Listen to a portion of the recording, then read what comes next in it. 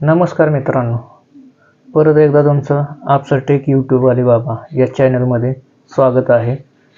मी इथून पुढे या चॅनलवर तुम्हाला मोटिवेशनल व्हिडिओ टाकणार आहे. तर तुम्ही सर्वांनी सहकार्य करावं आणि ज्यांनी चॅनलला सबस्क्राईब केलं नसेल, जे पाहत असतील त्यांनी चॅनलला सबस्क्राईब करून घ्यावं आणि कमेंट जरूर करावं तुम्हाला हा व्हिडिओ कसा वाटला. कारण हा व्हिडिओ बाप कसा असतो किंवा बापाची माया कशी असते याच्यावर आधारित हा व्हिडिओ आहे. तर तुम्हाला या व्हिडिओच्या माध्यमातून तुम्हाला एक छोटासा व्हिडिओ इथं तुम्हाला लेंथ मिळेल, त्याची 7-8 मिनिटाची मिळेल लेंथ. तर तुम्हाला त्या व्हिडिओमधनं तो व्हिडिओ खूपच म्हणजे मनाला लागणार आहे. तर बापाच्या वेदना आणि बाप कशासाठी काय करतो, बापाला सगळे म्हणजे ह्या जगातले सर्व तुम्हाला गीता समजतील, कुराण समजतील, बायबल समजतील, पण बाप हा कोणालाच कळणार नाही. म्हणूनच हा व्हिडिओचं शीर्षक आणि टायटलच आहे की बाप कोणालाच कळणार नाही. जर आपण नक्कीच या चॅनलला आणि समजून घ्यावं ह्या व्हिडिओच्या माध्यमातून, हीच माझी अपेक्षा आहे. इथून पुढे असेच व्हिडिओ तुम्हाला मी देत जाईन आणि आपलं सर्वांचं भरभरून या चॅनलला सपोर्ट राहून द्या, प्रेम राहून द्या. तर मी हा व्हिडिओला सुरुवात करत आहे. बाप तुम्हाला रागवतो, पोरांनो लक्षात ठेवा.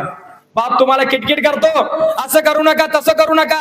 तो का करतो तुम्हाला एक छोटीशी गोष्ट सांगणार आहे मी आज, आणि या गोष्टीनंतर कळेल तुम्हाला बाप काय असतो. लक्षात ठेवा. एका सिटीमध्ये असेच एक मुलगा राहत होता, एकुलता एक मुलगा, लाडाचा मुलगा. त्याला वाटलं बाप माझा खूप लाड करेल, एकटा मी आहे, बापाला चांगला पगार आहे. परंतु बाप एकदम खडूस होता. पोरगा शेजारच्या मित्रांना नवीन सायकल घेतली. पोरगा म्हणायचं बाबा मला सायकल पाहिजे. बाप म्हणायचा अजून आहे तीच वापर. पोराला राग यायचा. पोरगा म्हणायचं माझ्या मित्रांना नवीन कपडे घेतलेत बाबा मला कपडे पाहिजेत. बाप म्हणायचा ती आहेत ना कपडे, ती फाटलेत का, तीच अजून वापर.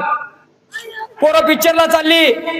पोरगा म्हणायचं बाबा मला पिक्चर बघायला यायचंय, घरी टीव्ही आहे ना, टीव्हीवर बघ, आता टाकीला लागलाय, काही दिवसानं घरात येतो तिथं बघ. पोरग्याला बापाचा एवढा राग यायचा, त्यानं ठरवलं होतं असला खडूस बाप देव जगात कुणाला सुद्धा देऊ नये. एवढंच काय, अपार्टमेंट मध्ये वरती जाताना जर अपार्टमेंट मध्ये कुणाची गाडी तिरकी पडली असली, बाप त्याला म्हणायचं ती गाडी सरळ कर. पोरगा म्हणायचं त्यांची गाडी मी का सरळ करू.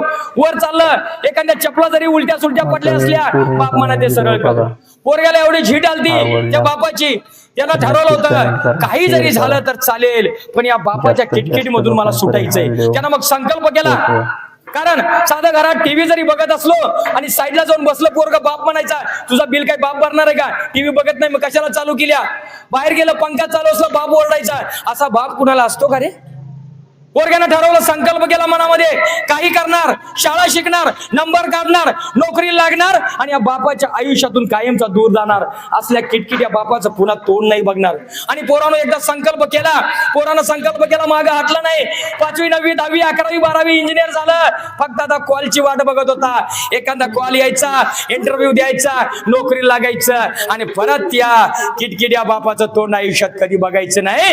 एकदा बघतो तर काय, एकदा इंटरव्ह्यू त्याला कॉल आला. तो आनंदला आईला म्हणाला, आई मला इंटरव्ह्यूचा कॉल आलाय. आई म्हणली जा लेकरा जा, देवाच्या पाया पड म्हणले.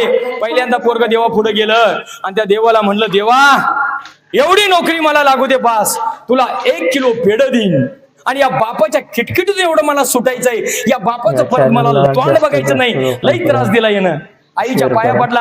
आई म्हणली बाळा चाललाय जा, वडिलांच्या पाया पड. लांबनच त्यानं वडिलांच्या पाया पडला आणि निघून गेला. एका मोठ्या अपार्टमेंट मध्ये इंटरव्ह्यू होती. 4थीत लिहिलं, 4थ्या मजल्यावरती इंटरव्ह्यू चालू आहे. पोरग गेलं. खाली जाताना पार्किंग मधून रस्ता होता, पाहतो तर काय, एक सायकल तिरकी पडली होती. सवयी प्रमाणे जाताना पोरानं सायकल सरळ केली. वरती चालला. एका घरासमोर चपल्या उलट्या सुलट्या पडल्या होत्या, त्या सरळ केल्या. अजून वरती गेला. एक झाडाची कुंडी तिरकी पडली होती, माती सांडली होती. पोरानं कुंडी सरळ केली, माती त्यामध्ये भरली. बाजूला जार होता, पाणी घातलं, वरती गेला, पाहतो तर काय 10 ते 15 पोरं वळीने इंटरव्ह्यूला बसली होती. याला घाम फुटला, एवढ्या पोरात माझा नंबर येईल का, मला नोकरी लागायला पाहिजे, कारण मला त्या बापाच्या किटकिटून सुटायचंय. तो जाऊन त्या पोराच्या लाईन मध्ये बसला. एक एक पोरग पुढे सरकत होतं. येणारा प्रत्येक पोरग एकदम टेन्शन मध्ये घाम पुसत बाहेर येत होतं. पुढे पुढे सरकत गेला. मागच्या खुर्च्या रिकाम्या झाल्या. लक्षात आलं वरती फॅन चालू आहे. तो उठला, त्यानं फॅन बंद केला. तो फॅन बंद करत असताना त्याची नजर आतल्या रूम मध्ये गेली. तिथं सुद्धा लाईट आणि फॅन चालू होते. त्यानं पटकन आत गेला, लाईट फॅन बंद केले. इंटरव्ह्यू ठिकाणी आला. एक एक करत सारी पोरं संपली. याचा नंबर आला. घाबरत्या पावलानं त्यानं दरवाजा उघडला, आतमध्ये गेला. म्हटला मी आय कमिंग सर. सरांनी विचारलं you are ready for interview. त्यानं पुन्हा एकदा डोळे बंद केले. देवाचं नाम स्मरण केलं. देवा आता एक नाही, तुला 2 किलो पेढा देतो रे, पण काही कर, मला या इंटरव्ह्यू मध्ये पास कर. मला त्या किटकिट्या बापाच्या तावडीतून सुटायचं आहे. Yes I am ready for interview म्हणण्यासाठी त्यानं डोळं उघडलं. बघतो तर काय, समोर लिफाफा धरला होता साहेबांनी. त्यानं विचारलं हे काय. साहेब म्हणले उद्यापासून तुम्ही कामावरती हजर राहायचंय. तो म्हणाला मी इंटरव्ह्यू दिलीच नाही, तुम्ही मला कुठला प्रश्न विचारलाच नाही, माझं सिलेक्शन झालं कसं काय. मॅनेजर म्हणला बाळा, हा गुणाचा इंटरव्ह्यू नव्हता, हा इंटरव्ह्यू होता संस्काराचा. आमच्या फॅक्टरीला कामगार नको आहे, आमच्या फॅक्टरीला मालक म्हणजे मॅनेजर पाहिजे, जो आमच्या फॅक्टरीची मनापासून काळजी करेल. तुला माहित नसेल म्हणून सांगतो, आम्ही आमच्या बिल्डिंग मध्ये ठिकठिकाणी कॅमेरे लावून ठेवले होते. आम्ही पाहिलं तुझा काही संबंध नसत, तू सायकल सरळ केली, चपल्या सरळ केल्यास, कुंडी सरळ केलीस आणि आमच्या लाईट सुद्धा बंद केल्यास. पुराला पटकन बापाचे सगळे संस्कार आठवायला चालू झाले. तो परत जायला निघाला. इतक्यात तो मॅनेजर त्याला म्हणला थांब, चाललायस घरी जा, पण गेल्यानंतर तुझ्या आई वडिलांना माझा नमस्कार सांग. आणि एक गोष्ट लक्षात ठेव, एखाद्या इन्स्टिट्यूट मध्ये ऍडमिशन घेऊन पैसे भरून तू डॉक्टर होऊ शकतोस, इंजिनियर होऊ शकतोस, वकील होऊ शकतोस, काही होऊ शकतोस, पण संस्कार हे फक्त तुला आई वडिलांच्या इन्स्टिट्यूट मध्येच भेटणार, आई वडिलांच्या इन्स्टिट्यूट मध्येच भेटणार.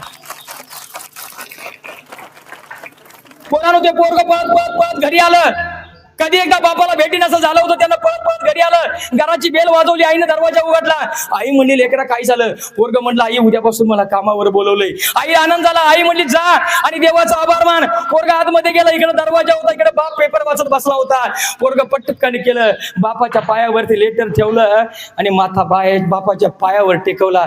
ज्या क्षणाला बापाच्या पायावर माथा टेकवला, डोळ्यातून थेंब पटकन त्या पायावरती पडलं. बापाला जाणवलं, आपल्या पायाला अश्रू जाणवलं. बापानं पटकन पोराला उचललं. ज्या क्षणाला बापाच्या नजरेमध्ये नजर पोराची गेली, पोरानं कडकडून बापाला मिठी मारली. एका क्षणात बापाचा खांदा ओला झाला. बापाला काही कळेना, आपलं पोरग हारलं की काय, इंटरव्ह्यू मध्ये नापास झालं. कदाचित आपलं पोरग हारलं की काय, खचलं की काय. लक्षात ठेवा, बापाला यासारखं मोठं दुःख नसतं. बापानं पोरग्याला सावरलं, समोर धरलं आणि विचारलं काय झालं. इंटरव्ह्यू मध्ये नापास झालास, काळजी करू नको, पुण्याचा इंटरव्ह्यू दे. दुसऱ्यांदा झालास, तिसऱ्यांदा दे, चौथ्यांदा दे, पाचव्यांदा दे, 10व्यांदा दे, आणि नाही जरी नोकरी लागली तर बेहतर. काळजी करू नको. मी आयुष्यभर काबाड कष्ट करून काडी वाचवून जे पैसे साठवलेत ना, हे पैसे, एवढ्या पैशात तू एखादा चांगला बिझनेस नक्कीच करू शकशील. पण रडायचं नाही आणि हारायचं नाही. पोरगा म्हणलं नाही बाबा, पोरगा म्हणलं नाही बाबा, मला खूप राग यायचा तुमचा, मला खूप राग यायचा तुमचा. ज्यावेळी तुम्ही मला मारत होता, रागवत होता, रडवत होता बाबा,